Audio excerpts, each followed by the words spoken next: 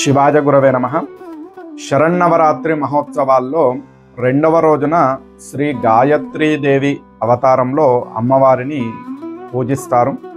5 ముఖాలతో ఉండే గాయత్రీదేవి స్వరూపానికి ఎంతో విశిష్టత ఉంది. సకల మంత్రాలకు మూలమైన శక్తిగా వేదమాతగా ప్రసిద్ధి పొంది ముక్త, విద్రుమ, హేమ, నీల, ధవల వర్ణాలతో గాయత్రీదేవి ప్రకాశిస్తూ ఉంటుంది. ఏ మంత్రమైనా సిద్ధించాలంటే గాయత్రీ మాత అనుగ్రహము ఉండవలసిందే.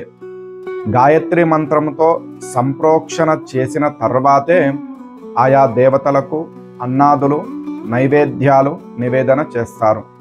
అంటే గాయత్రి మంత్రము ఎంత గొప్పదో చూడండి. గాయత్రి ఉపాసనతో బుద్ధి తేజోవంతమవుతుంది. గాయత్రి మంత్ర జపము చతుర్వేద పారాయణ ఫలితాన్ని ఇస్తుందని పురాణాలు చెబుతున్నాయి. గాయత్రి మంత్రానికి అధిష్టాన దేవత సూర్య భగవానుడు. గాయత్రి అమ్మవారిని దర్శించుకోవడం వల్ల సూర్యుని అనుగ్రహముతో ఆరోగ్యము లభిస్తుంది.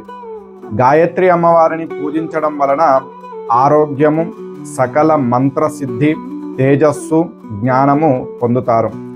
ఈరోజు అమ్మవారికి నివేదించవలసినటువంటి నైవేద్యం కొబ్బరి అన్నము, కొబ్బరి పాయసము. అలంకరించాల్సినటువంటి చీర ఎరుపు రంగు లేక నీలిరంగు.